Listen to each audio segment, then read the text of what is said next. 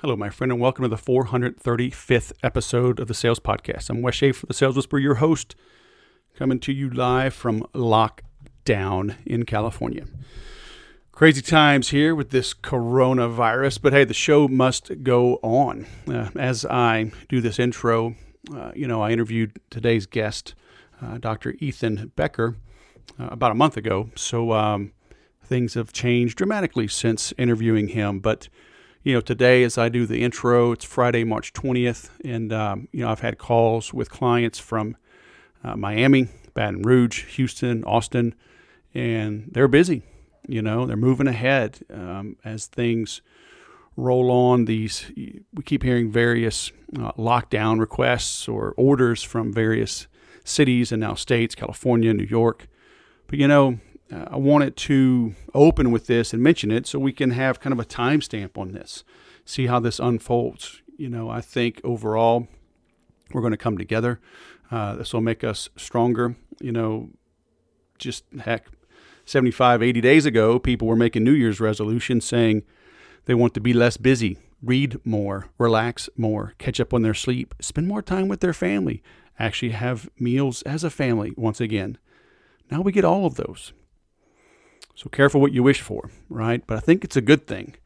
In a way, I feel bad. I've worked from home for 20 years, worked from home on my own since 2006, late 2006, early 2007. We've homeschooled for 11 years at least. I literally go weeks where my only trips out of the house are to jiu-jitsu during the week and church on Sunday. So I've kind of led this homebody life. It's like I'm great with crowds. I love speaking, but I also like being home. So it's been a little easier transition for me and for my family, although two of our girls came home from high school. But they were homeschooled before they went to high school. So it's like they're fine, but it's a little bit of an adjustment. But again, I want to put a timestamp on this thing. Let's see how this unfolds. I think we're going to be fine. American ingenuity, worldwide ingenuity is powerful. And, I look forward to seeing how this shakes out, how we bounce back. It's not, how low you get in the bad times. It's how strong do you recover? How optimistic are you? You always heard the story, buy when there's blood in the streets, but people forget that the second half of that saying is, even if the blood is your own. Okay. As you listen to this, my advice to everyone, and has been for 20 years, I was buying property in Texas in, 2001, 2002, so 18, 19 years. We had a little downturn after the stock market bubble burst, the high-tech bubble burst. Austin was hit hard because it was very heavily slanted towards high-tech, with Dell being there, and then applied materials and a lot of high tech. So we had a slowdown, and I was buying some houses and rehabbing them and flipping them. And I was talking to this lady, and she was behind on her mortgage, and she said, "Hey, I got money, right? I can keep paying this. I can keep it." And I was like, "Don't do it." Because I tell everybody it's better to have cash and no credit than no cash and no credit. Okay. Hold on to your cash. If you got to let some bills slip, let them slip. Okay? That's the blood in the street. That's your blood in the street. Because when you've got cash, when we hit bottom, you can make big moves. And I think there will be some plays. There'll be some things you can do around homeschooling, around virtual e-learning or online learning, remote sales, okay, remote demos. People are clamoring for stocks like Citrix, WebEx, GoToMeeting, Zoom, things like that. People are learning how to use Skype and WhatsApp and FaceTime videos. What can they do for going live? Vimeo has a live component, so many things, and it's going to drive that. Manufacturing is going to boom in the United States. We've been spread too thin. Our supply lines are far too long. We're too dependent on nations that are arguably our enemies. Okay, at least they're not our best friends. So that's fine if you want to outsource the manufacturing of office desks and LED lights. It's another thing to outsource rare earth materials, defense manufacturing, pharmaceuticals, medical. Okay, you got to keep some things in-house. So there's going to be opportunity here. Okay, so just stay the course, keep the faith. All right. Today's guest, Dr. Ethan Becker, Mastering Communication at Work, How to Lead, Manage, and Influence. Kind of a timely time to have him on. His PhD is in industrial and organizational psychology. We talk about his upbringing. He's a second-generation PhD. He's been an instructor at Harvard since 2005 as well. So this guy is legit, but just a down-to-earth guy. I mean, even with all these credentials, he's just a good guy, helping people communicate and lead. So you're in for a treat. So let's get right to it. Dr. Ethan F. Becker, all the way from Boston. You are going to tell me why my redneck accent is holding me back, right? Welcome to the Sales Podcast. How the heck are you? I'm doing great, Wes. Thanks. It's great to be here. Thanks for having me. So must I learn to enunciate? Do I have to project it from the diaphragm? Is that going to help me make more sales? Is that what you're saying? That is exactly it. No, I'm just kidding. It's interesting with the accent question is always an interesting one. It's really relative. Right. That's the thing. I mean, we know as specialists in speech communication, we know what proper speech is. Right. When we work with broadcasters, for example, they may be looking to neutralize an accent so that they can't be figured out where they're from and so forth. Right. But for the most part, accents become a lot less of a concern in the past maybe 15 to 20 years than it used to be. It used to be, it's a concern if your listeners hear the accent and now are distracted from the message. Right. If they're more focused on the accent than they are your message, then it's something that needs to be worked on. Otherwise, who cares? Right. Otherwise, who cares? And in some cases, the accent's kind of cool. Like it gives you credibility. And in other cases, it gets in the way. So your book is Mastering Communication at Work, How to Lead, Manage, and Influence. That's why we're talking about this, right? So you come from a long line of gooderer speakerers, right? Is that right? I do. My parents, Dr. Paula Becker and Dr. Dennis Becker, founded the company in the industry really back in the 1960s. Wow. And it's probably about 20 something years before another business like ours came along. So I grew up around this. I actually wanted nothing to do with it. I tried to avoid this company. All kids kind of do that to some degree, huh? Like my parents, they're not that smart. No, I know everything. I'm going to go my own way. And they're like, oh, maybe mom and dad are kind of smart. Well, it's funny, in the 1970s, the company was out of the house, so clients would come to the house, and we sort of normalized this experience that people are coming to our house to learn how to communicate more effectively, to talk, to present, to sell, to whatever it is they're doing. And so, later on when it came time to go to college, I was interested in communication, but more TV, film production, and came out of school and did that for a bit. And then I went into corporate and I worked in sales and marketing and business development. And I became a client of my parents. Oh. And so each Did they when give I you go a on commission? the commission was love. And so you get Sunday pot roast. Just mind yourself. That's it. Sit down there, son. That's exactly it. I could help out peeling potatoes. But I'd be in Singapore and I would take my little flip phone and put it on the table and do my seminar presentation. And then my dad would give me feedback. But I came in as a grown-up to the company about 20 years ago. And then I just fell in love with it. Fell in love with the work. Very nice. And so did you have a background in that schooling wise, or then did you kind of follow in their footsteps, and was it like a dual track? You're working and going to school? Yeah, it was, when I did my undergrad, it was in mass communication. So even though my focus was TV and film, mass communication, the study of that was a great foundation for what I'm doing now, because a lot of times I might be working with CEOs or the leader of a foreign country or and I'm helping them with their messaging going out to the masses. Or it could just be within a company, a small company, where somebody has to go out to a team of 100 reps or 300 or 1,000. So so that was a foundation.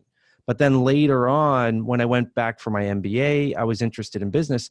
That was the time I had switched into the family business. So I had changed the focus of the MBA to how speech communication and the business of speech communication and helping people is going to be useful. So then I went back for my PhD in psychology because it was all related to what we're doing. So yeah, my schooling has a lot to do with it, as does everybody on our team here. Our whole team, everybody's sort of studied the topic at some level or another.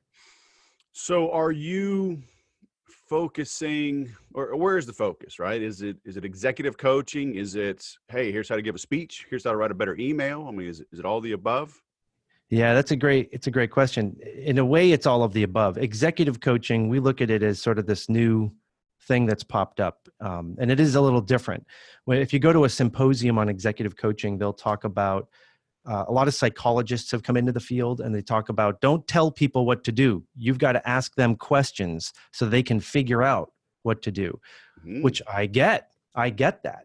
But, at a certain point, you got to know your stuff. I've coached a lot of sports with the kids and so forth. And I can't imagine showing up on the basketball court and saying, well, I don't know. I mean, what do you think? What do you think is a good way to win the game and shoot the ball? It's like, no, you got to, at a certain point, you got to know the techniques. Then they need to internalize it, of course, and I might need to motivate them.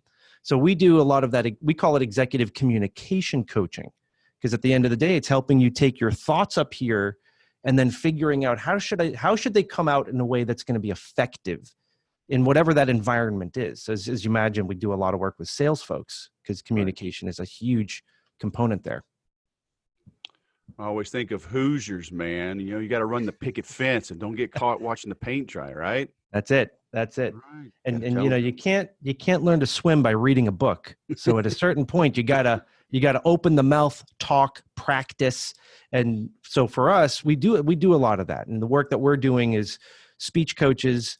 We do training, group training, but also private coaching. And in that coaching, it is a combination of teaching, practice, training, coaching, all of the above. And it's not just here's the trick. It's in our world, it's understanding the psychology of the person we're working with so that we can help them come from wherever they are at to be better, to be more effective, to grow. People are at all levels, that's for sure. Yeah. Yeah. And I've been doing some research as well on, you see all these books on goal setting and blah, blah, blah. But it's interesting that you brought that up because I always tell people, like, I meet you where you are, right? Then I take you where you want to go. And while it's great to know where you want to go, where you are matters. I mean, if you are a peasant in Ecuador, how you get to New York City is different than how I'm going to get to New York City from, Southern California. Mm-hmm. Both have the same goal, but I mean, I can be there, in time for dinner, whereas that kid may take him a decade to get there. Yeah. I think this comes up a lot. When we're working with, like, let's say a sales team, you might have on the same team, you've got one guy who's been selling for 25 years and knows everything.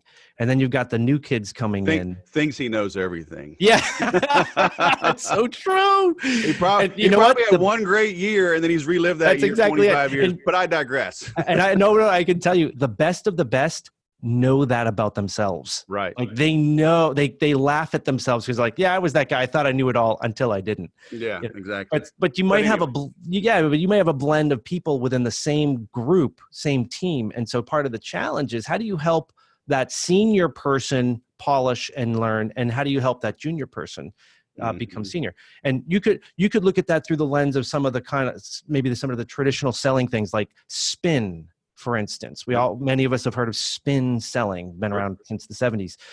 But like, is that old? Yeah. First came out in the 70s and then sort of has developed.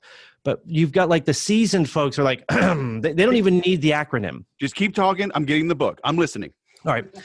The seasoned sellers, they don't even need the acronym. They just inherently know what to do. And the junior folks will see the acronym. They will take the one sheet of questions they were given, show up to a client and say, "What is your pain?" or whatever it is. Yeah, I know I'm mixing Sandler and Spin, but they just don't. They're missing the point. And the seasoned ones know how to groom a dialogue with somebody comfortably. And, when you think about even Spin or all of these acronyms, all of these sort of books on selling, they're more or less researchers who are looking at really good salespeople and taking all these notes and saying, "What did they do? Oh, he did that. Oh," and then they come up with like sort of a cute thing around it. That's why that's why we meet some very seasoned sales folks who are like, "Yeah, I don't do that." Meanwhile, they meet their goal every time. They are doing a lot of those things. They're just not doing it because of the book. They're not doing it because I will now do P. Right. Like they just sort of inherently get it. But you got to meet people at where they're at. And so help that junior person feel comfortable, help the senior person polish and get to the next level. Not easy. Yeah. I mean, deep down, what did happen, if those seasoned, grizzled salespeople are honest, it's, what's the word? An amalgamation? Is that a word? Did I say that right? I'll work with it. Series, my friend. A conglomeration, right? A mosh pit of things that they've done. And they are following systems and processes. They've just internalized them over the years, along with maybe some of their bad habits, and they can kind of go with it. But and because I'm always torn. Like when I talk with clients, I say, look, I'm not going to come in and make you a bunch of sales whisperers. All right, I'm not teaching you a methodology, at least not per se.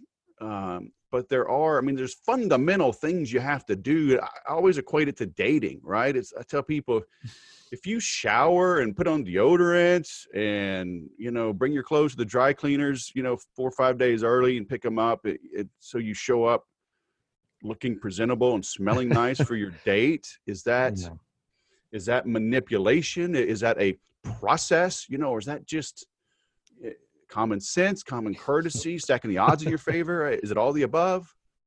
Yeah. Same thing in sales, right? Oh yeah.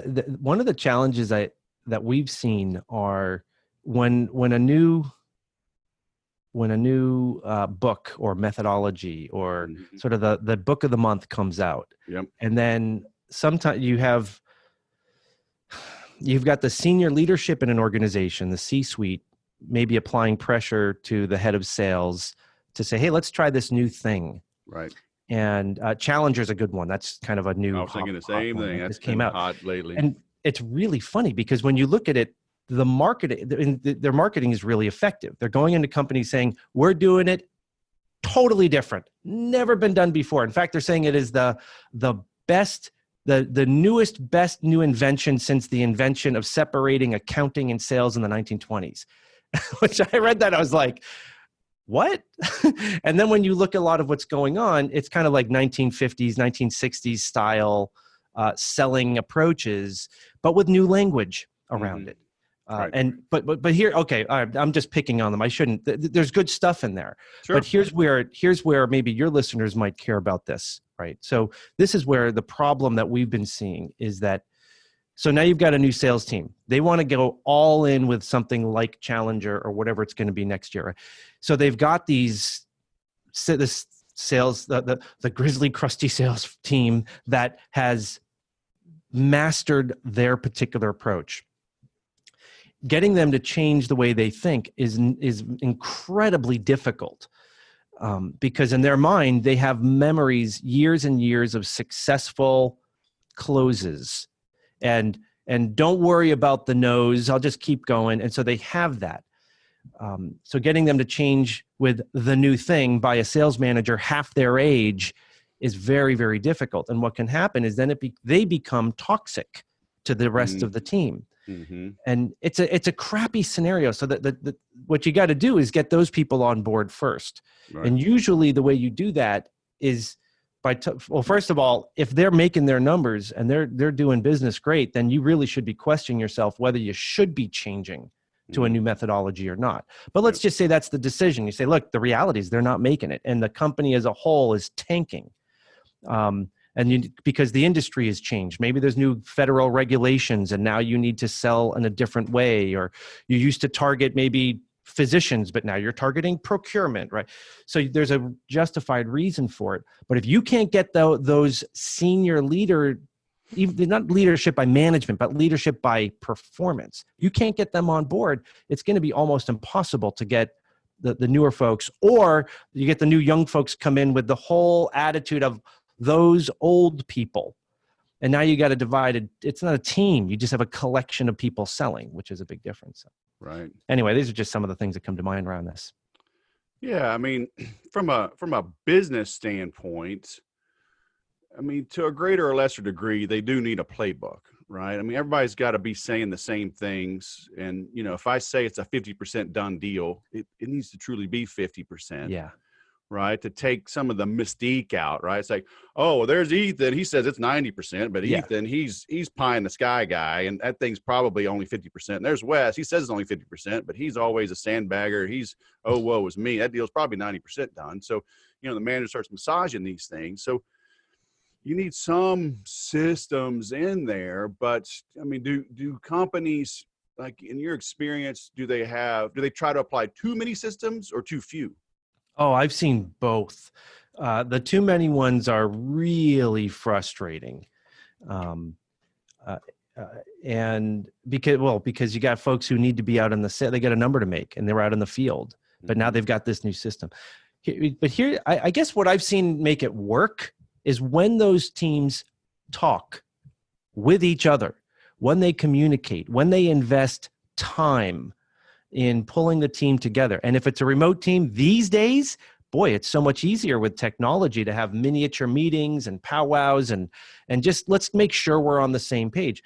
It's not that complicated, but we have to make the time to do it. And a lot of times we're just on autopilot, or from a communication perspective, we see folks send out the memo.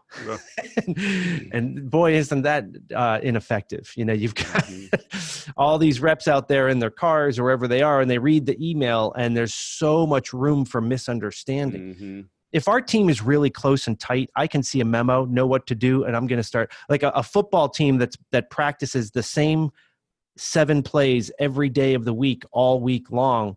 And you say, hey, today we're going to turn left instead of right. No problem. That's an easy thing. But that's not how, that doesn't translate into business. We'd like it to. Right. But the reality is there's long drawn out days. There's a lot of times when salespeople might be alone, or their only connection to the company is an internal podcast or email. So the real work here comes down to the managers of those teams, right, getting on the phone, doing the Zoom or Skype or GoToMeeting sessions with their team regularly, keeping the dialogue open, right, as opposed to set it and forget it. Well, and it's harder, easier said than done, right? I remember a thing I heard years ago, and I think it's true. When Jimmy Johnson was coach, I think of the Miami Dolphins, he says, look, I'm going to treat all of you the same. And that means I'm going to treat you all differently. Yeah. And what he meant was, if you're a 22-year-old rookie, just got a pot of money dumped in your lap and you're traveling the world, going to hotels and groupies and everything else, it's like, you're going to have a curfew. If you're a seasoned, grizzled veteran and you know how this is done and, you're a 3-time Pro Bowler, blah, blah, blah. It's like, I'm going to let you do what you want to do, and everybody seemed to be fine with it. Can companies get away with that? Because I know, I was always a top performer, and you see these memos coming out, and it's like, I knew which ones I could ignore and which ones I couldn't. And I eventually learned, to pick my battles, because everything was just life or death to me. And I had to fight just everything, because I'm just a fighter. And then I learned, that's not worth, okay. I'll get my expense report in, by 8 a.m. instead of 8:30, fine. So can managers openly acknowledge that they treat people differently, or does there have to be at least the air of everyone's the same regardless of your experience? How do you keep everybody happy? Yeah, I don't think it's an exact science. I've seen it in different teams. On the one hand, if you're making your number, I kind of don't care what you do, is one attitude that we see. Now, to an extent, yes, where I know where that gets I'm into done with trouble. this meeting. I got to go. Just Yeah. Because look, at the end of the day, that's what's going on. All of the gimmicks and books and things that are going to be like, we're going to make your team. At the end of the day, if the number's being met, then senior management is happy, everybody's happy, shareholders are happy. Until here's where that's not the case. If the person who is the number one salesperson, they make their number, they blow it away, they're doing great. If that particular person is a jerk or is somehow causing disruption throughout the team, now management has a decision to make. Yep. Do we care about that disruption? Maybe not. Whatever, we'll deal with it. Fire the other people who are upset. Or if the disruption is so concerning that it's now interfering with other people's ability to do their work, now it's a problem. Those people are typically fired, and they're often totally surprised. They're like, "How dare you? Don't you know how much I bring in?" But they're doing the math wrong. Right. The question would be: is the amount of money that you bring into the company, does that outweigh the collective potential money of the 10 other people on your team that don't like you? Yeah. It's not just about not like you. This is usually when it's the person that refuses to follow any of the rules or guidelines and causes a lot of disruption. But I think it's not cut and dry. I think managers should be looking at, why is this person, what's going on here? I mean, if we have somebody that's been a loyal, productive, successful sales rep on our team for many years, and now all of a sudden this is happening, so let's look at it deeper and see if we can't fix it. But if we can't, there's a saying we use: move them, improve them, or lose them. Nice. All right, that's a writer downer. Move them, improve them, or lose them. Yeah, something to help managers sort of figure out what do we do here. We either move them to another position where it's a better fit for them. Maybe it's time to pull them off the road and put them into a mentoring position, right? Or you improve them, training, coaching, skill building, or you got to let them go because they'll become toxic. Take out the whole team. All right, so this one is going to be interesting. Let's see how you answer this, my good doctor. So we hear the old, 90% of communication is nonverbal, or so whatever the statistic is. I mean, can you shed some light on that? Is that really true? Sure. Well, first of all, it's been, I don't remember the exact statistics, but I think it's been about 35 years since that first research came out around that. In general, we've seen people say anywhere from 60 to 90% of the message is sent non-verbally. Okay. I don't know that it matters the actual percentage. I think what is easy to see is that the non-verbal plays a part. And part of that is in your face, body language and things. And part of that is in the tone of your voice, the inflection that you use. So we do look at that. And in developing skill in communication, it becomes highly valuable to become self-aware of how we're coming across. Now, I'm not in the camp that we need to be perfect. Like, there are people that say, never cross your arms because it says that you're closed. It's like, but it also might just say that I'm cold. Right. So I'm like, I get this. Arms closed like this could say that I'm closed. And so that's it. But the reality is, I don't think it's that cut and dry.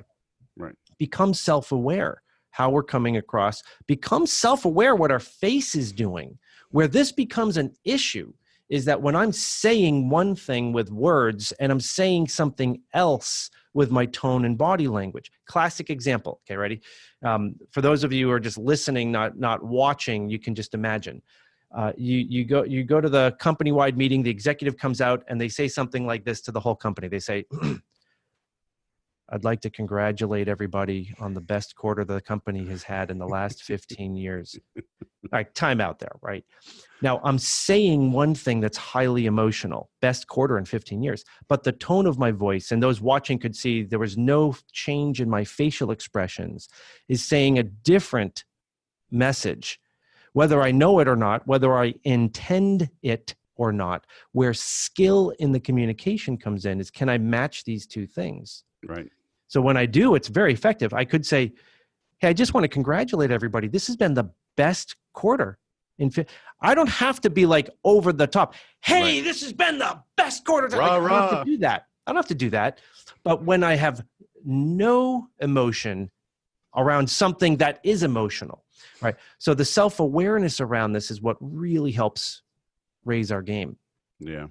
It ties into concepts like persuasion, which I heard some of your previous guests were talking about. And persuasion, it's a fascinating topic. It goes all the way back to Aristotle, who was one of the early philosophers we study in speech communication, because he was trying to figure out how we think and process. And he figured that people are persuaded in only 3 ways, and that's it, period. In fact, if you can think of a fourth, you let me know. We'll write a book and make a fortune. But there are only 3 ways to persuade, period. Anything else just will fit within one of them. The first one, the words you may know or your listeners may know, but let me share them with you in the context of communication. That's something you can do with it.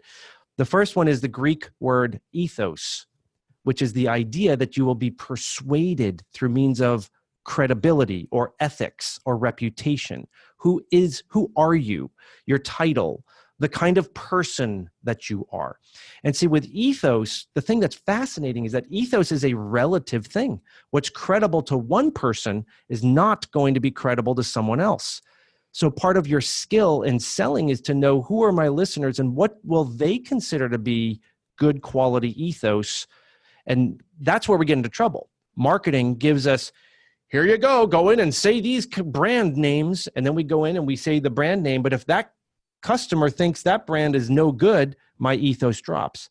So the real skill is to know, what is your own ethos personally, the ethos of your company, the ethos of your product, and then what does it need to be? How will you communicate it to them, to your listeners? Does that happen through a printed brochure? People like that. They like print collateral because it has more ethos. If it's written down, it's real, right? So as opposed to just my words. But ethos is the first one. Do you want to hear the other ones? I don't know if I'm going off. Oh, no, for sure. But I was going to say, I know I'm getting old when, like, I see something on Instagram, whatever, like I go click and this person has like 3 million followers, and I'm like, this is the first time I've ever heard of this person. Yeah. So, isn't that fascinating? So my kids would be like, they would be very impressed by the mess, whatever that celebrity is, what soda they're drinking, what shoes they're wearing. And I'm like, who's that person half dressed with holes in their jeans? Like, okay, click next. I think it's a great example. Ethos is relative. To one person, that's impressive. We've got Gen X right now moving into the C-suite and saying, we need to have more likes on Facebook. Do you? I mean, is that going to help your company or your product? It may, but you've got to look at your industry. I work with, for example, organizations that might work in the medical device industry or the drug industry. And they're like, but we need to be all on Twitter. Okay, well, let's just ask yourself, how often... Periscope's where it's at. Yeah. How often are the physicians that you're selling to, how much of their time during the day are they on Twitter? And the answer is usually, they've done some of the research, is like little to none. I know CEOs of multi-billion-dollar companies that don't even have Twitter accounts. Right. Or Facebook or LinkedIn accounts, right? Shocking. Because but in the consumption of social media, it's a self-promoting medium of communication. So if I'm selling a website service, then I might need to have high visibility there. So you got to look at yourself. But ethos itself, do you remember in the 80s, I can't remember the guy's name, but there was some sales trainer in the 1980s that was like, I'm successful. Every time I go into a customer, I intentionally trip. I fall on purpose to make and what they're trying to, like, it's ridiculous, right? But it would work. Back then, I'm not telling people to do that, by the way, but it was an ethos thing. What his whole thing was to say, look, he found customers were so used to the perfect, polished salesperson, they became afraid of them. So he'd come in looking like fumbling, a little bit human, the tie intentionally crooked, because he felt it made him more approachable, changed his ethos.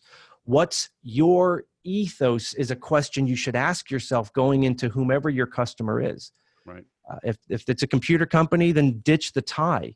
It's the wrong ethos. If it's a banker, make sure it's a dark tie with a dark gray.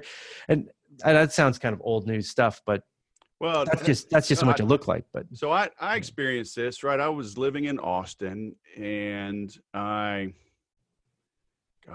was this?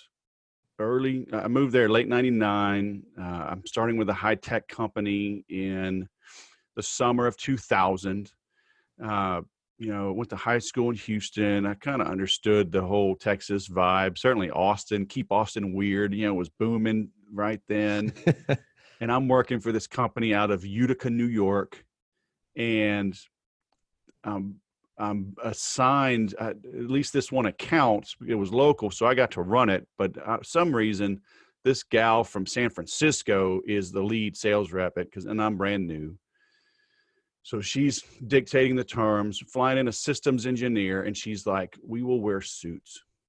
So this is the summer in Austin, right? It's 105. Mm-hmm. It's 90% humidity, and it's Austin.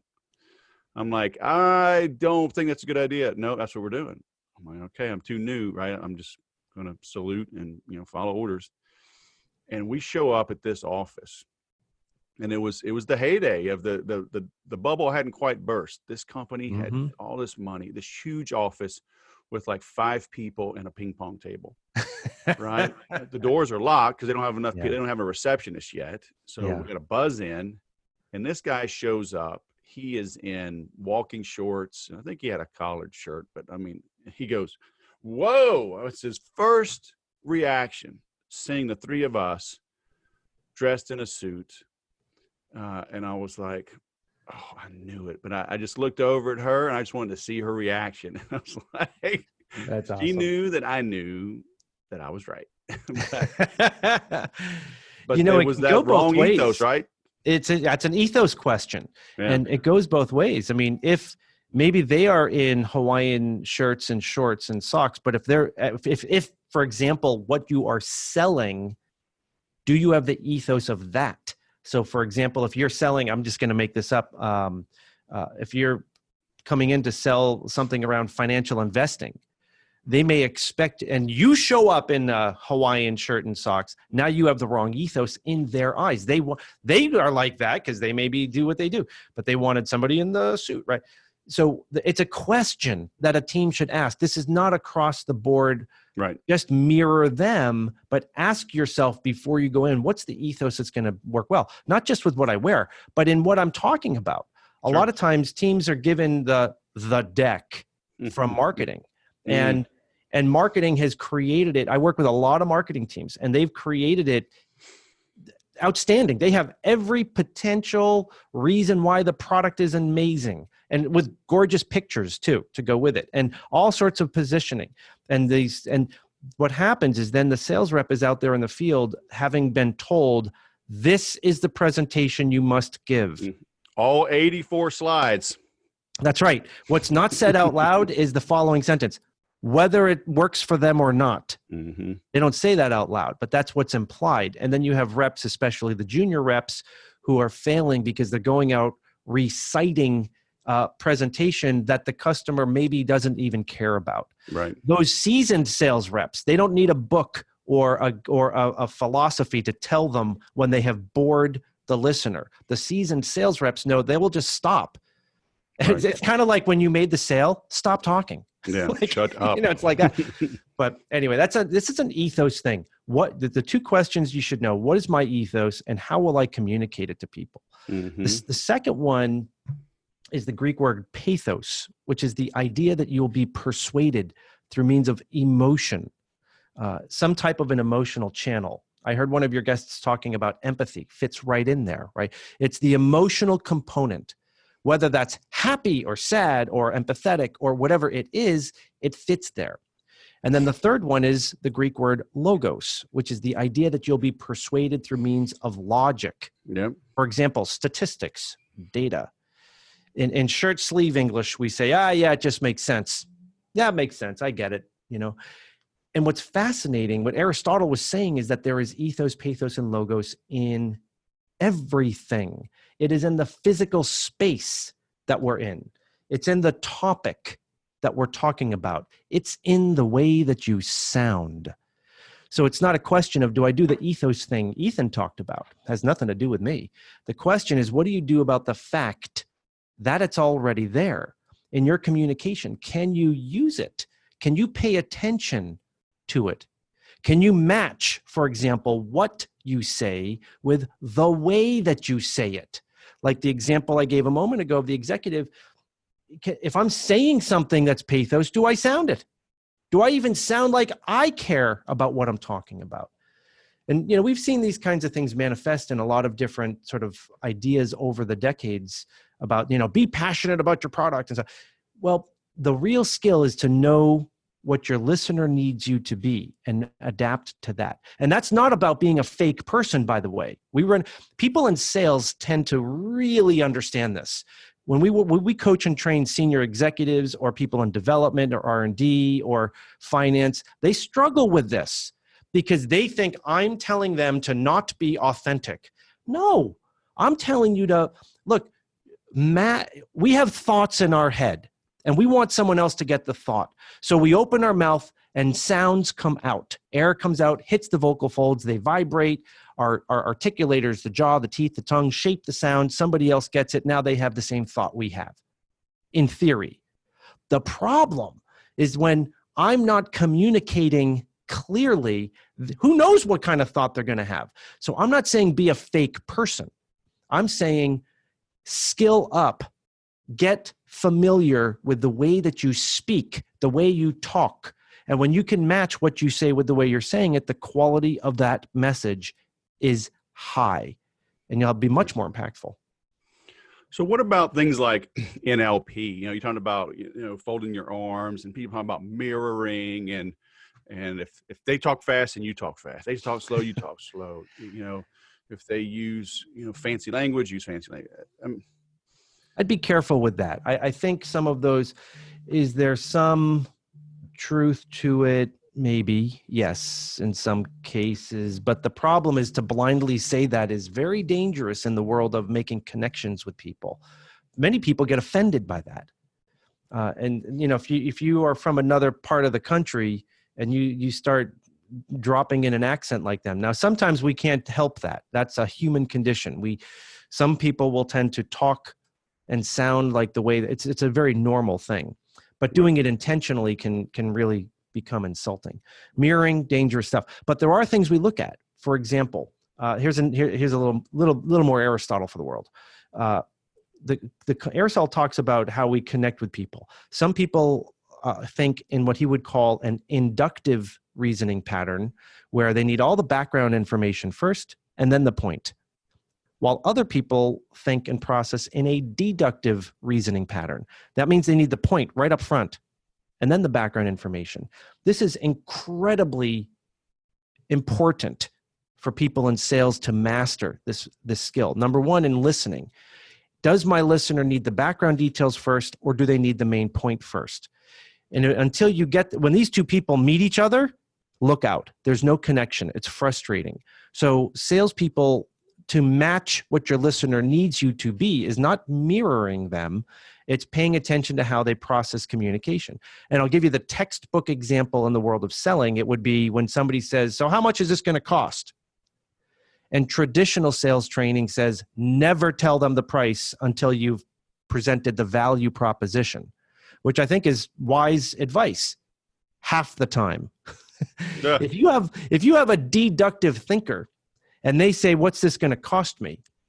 And you say, well, sir, let me tell you about the background, and then you start going into the stuff. They're not listening to you. So you might be proud of yourself for presenting the marketing deck, and you went through everything and you presented a strong case, but they heard very little of it because in the back of their mind, all they're focused on is what's the price. Now, I know this is a hot topic because I know it's sensitive. What's the issue with it? Okay, for those who are maybe newer to sales, listening to your podcast, the seasoned folks already know what the problem is. The new people, you're either what? You tell them the price up front. One, it could be sticker shock. They're like, oh my goodness, and now they don't want to hear anything. Two, you're leaving money on the table. Three, you're quoting the wrong thing, right? There's a lot of problems with that. But you got to have some kind of a response. You can't just ignore it. I mean, well, okay, hold on. There are some people who are so comfortable with their communication, they can comfortably help the listeners wait to get the price. I get that. That is a difficult skill. It is teachable.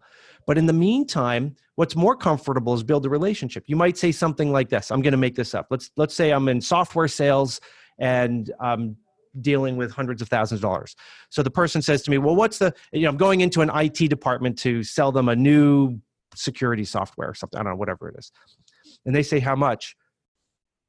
I might say something like, well, it really depends. It could be anywhere. Companies your size could spend anywhere from 50,000 to 5 million. Now, as I get to know you a little more and I get to learn about your things, I can tell you exactly what it's going to cost you. All right, time out. I didn't really tell him the number, but I gave him some kind of a range that he can say. Because look, if his budget is $2,000 and I force him to listen to something where the minimum sale is $50,000, come on. Not only is that never going to happen, but I've just tainted that potential referral to somewhere else because I'm just obnoxious. But what I've done is I've left a very wide range, and I've earned permission to now talk a little bit more and go into some of my research questions. Tell me about your group. And now I can go into that stuff. But anyway, that's inductive and deductive reasoning, which is also a very important component in selling. But how do we know, like, is that person a deductive or, because I'll do that when I'm a buyer, I'm in the Myers-Briggs, with the DISC assessment, I'm a D, and I am trying to get them off their game. I'm interrupting their slides, getting them out of their flow. How much is this going to cost? I'm not a deductive reasoner. I'm a jerk, when it's a tough negotiation. Yeah. So how do we know if the guy is deductive or just a jerk? It's very easy. If the left eyebrow moves a half, no, I'm just kidding. Wouldn't that be funny? If they're clicking their pen with their left hand and tapping their right foot while they roll their eyes at 47 degrees at an up angle. So NLP you mentioned has some. This is my opinion about it. I think there is some evidence that supports it, but you got to be really careful with that stuff. And I don't think it has it. I don't think it will tell you inductive and deductive reasoning. So it's not that helpful. It's not an exact science. You got to test the waters. There are a couple things that we've seen that people find helpful to figure it out. One is body language. So if you see them checking their watch and getting frustrated, you don't have to beat yourself up like you blew it. Just switch over and get to the main point. Skip ahead. Or wait, your first reaction should just be a pause of silence for just a moment and then skip ahead. What they will experience is that they were zoning out, a brief break in the pattern of speech, and then you skipped to the main point. That means you better know what the main point is.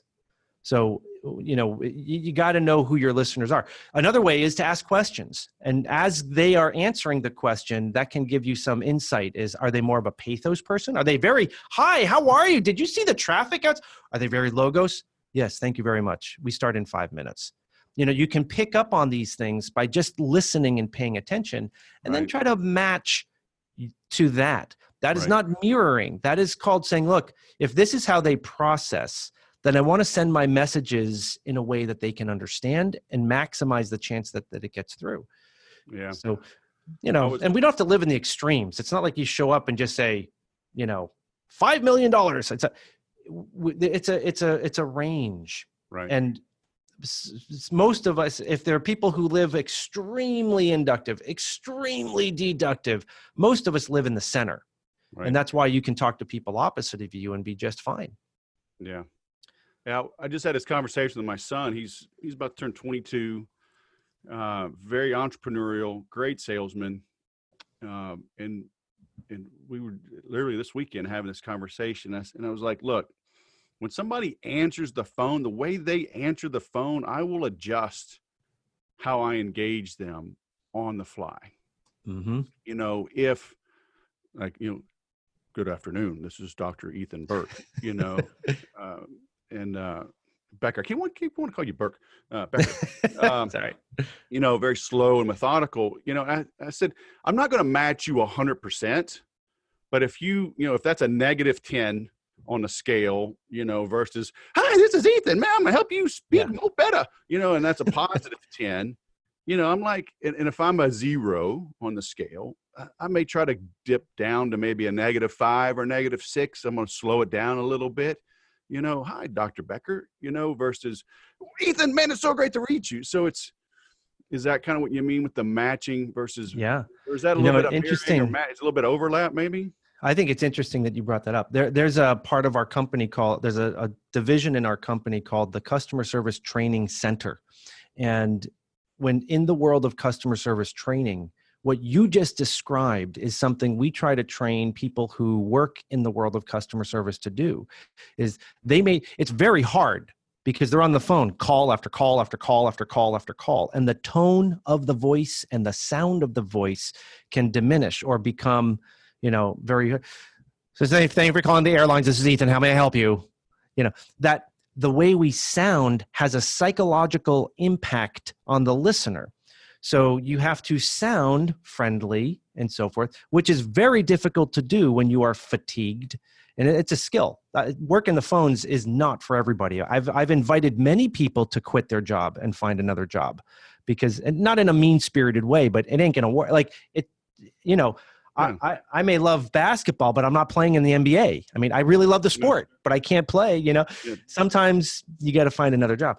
But because of what you just said, that's exactly what's going on in that particular case. Right. But, an inductive and deductive with family is right there too. My wife and I, we're opposite. So we have 3 kids. We've been married 25 years, and she's really deductive. I talk for a living. Naturally, I'm inductive, right? So I'll go in and say, hey, listen, Kelly, Apple's got this new iPad. It's really pretty good. No.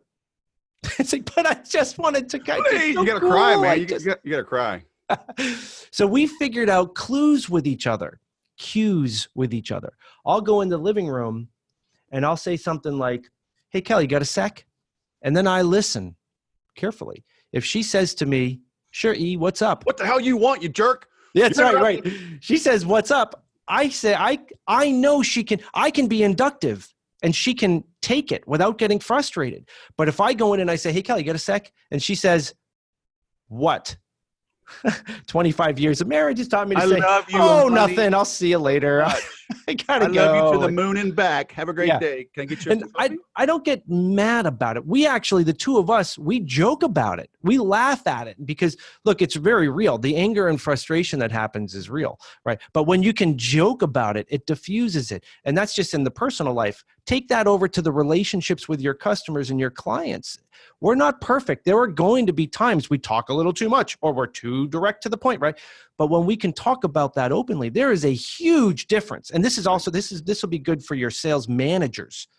There is a huge difference when one of your subordinates comes to you and they're going on too inductive and you stop them and say, would you just get to the point?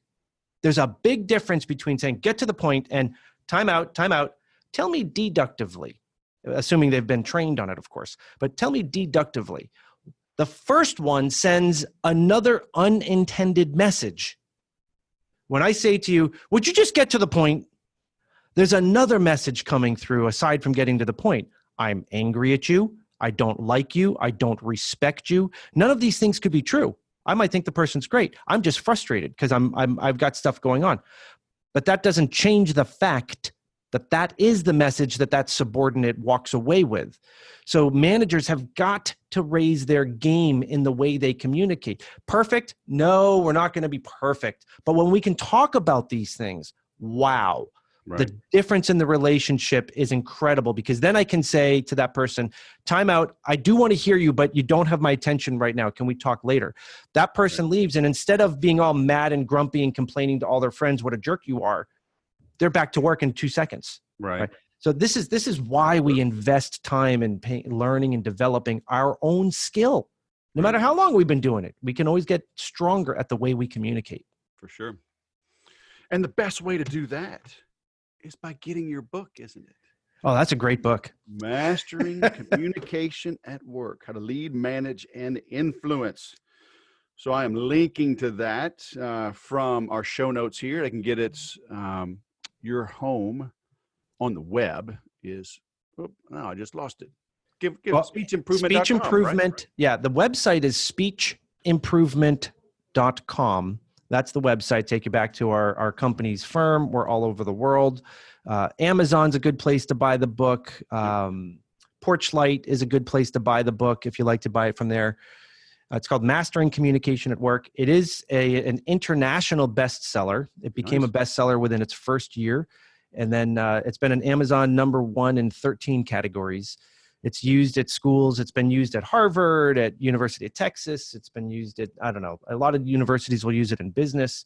A lot of organizations use it for their sales teams to raise their game.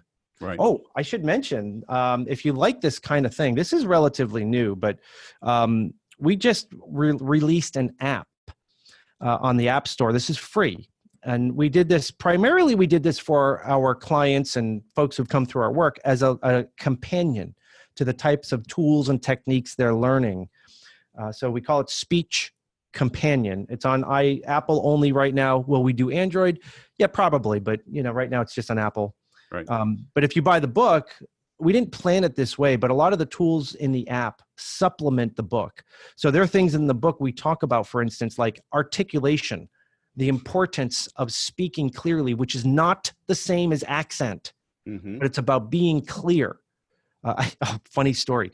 It's something we do called assimilation. We combine sounds together. Right. There was a rep one year I was working with, and we were just working on his particular style. And in the session, he says, I can't figure out why my clients always ask me what the number 80 stands for in our company name, because there's no numbers in the company name. And I said, well, what's your company's name? He's like, well, it's ADP. I'm like, yeah, so what's the 80 stand for? And then, it's A, the letter D, P. But assimilating is when we say it so quickly, ADP, ADP, ADP. This guy, and this happens to a lot of sales reps. And we become so comfortable and familiar with the product name, the technical term. We use it internally with all of our peers and colleagues, and we assimilate. Assimilation, combining sounds. If I say to you, gimme, hey, would you give me that cup of water? Instead of give me. Now, assimilation by itself, who cares?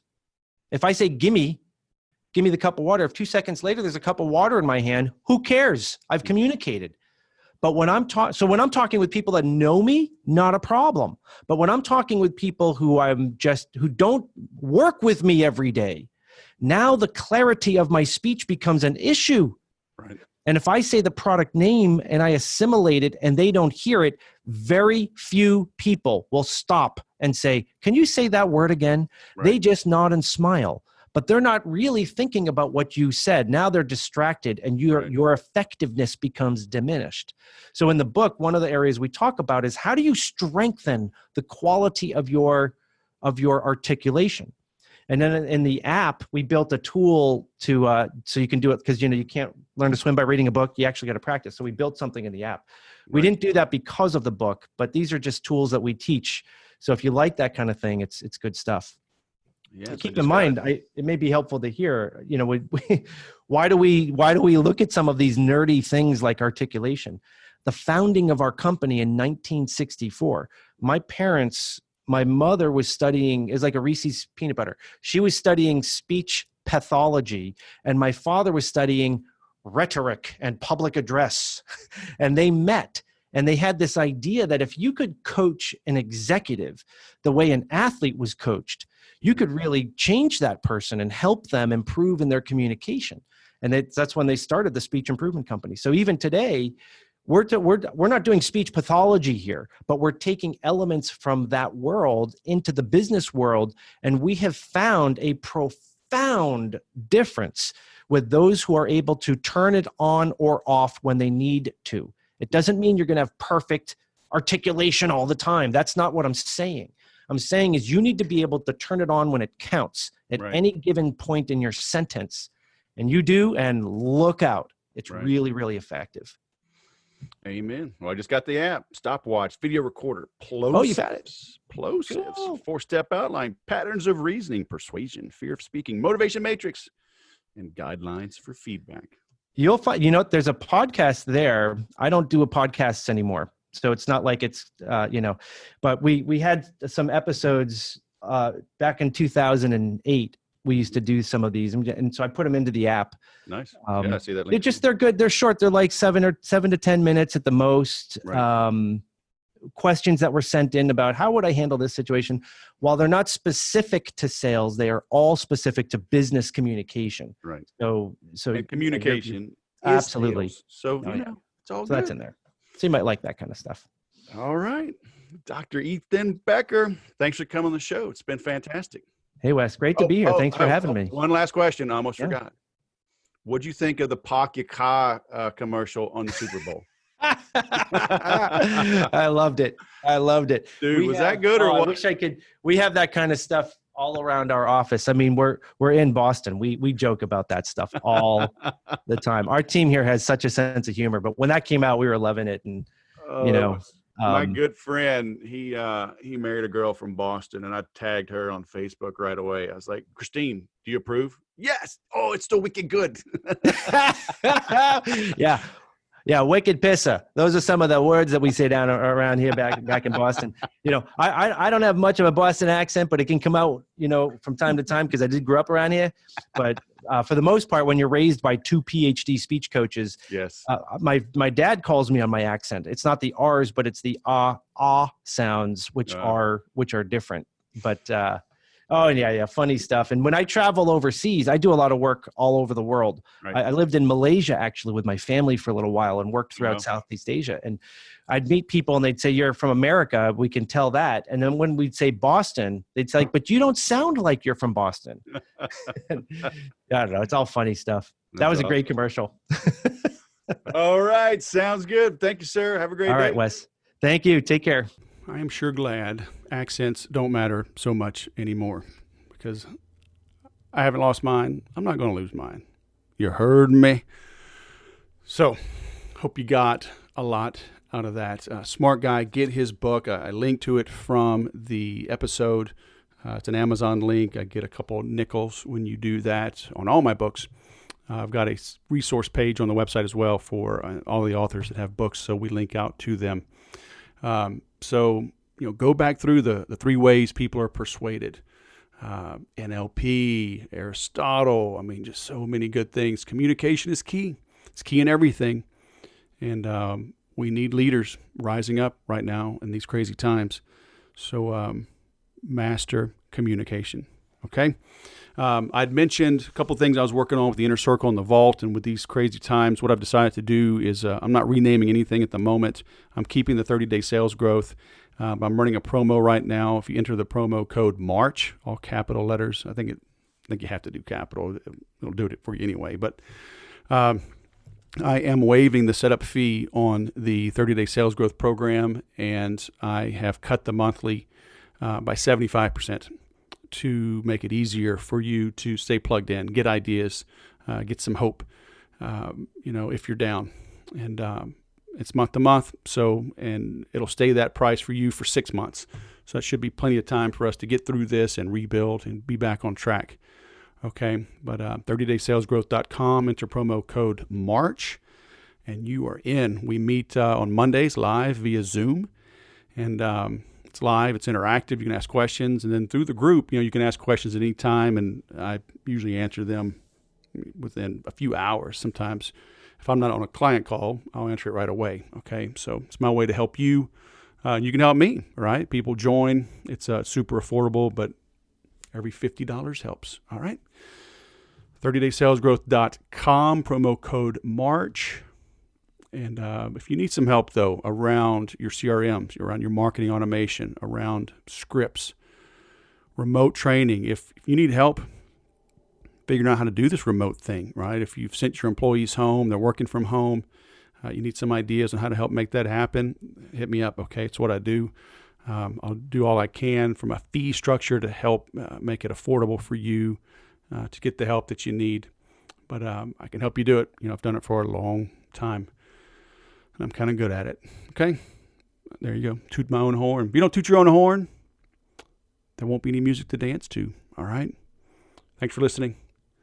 I'll go sell something.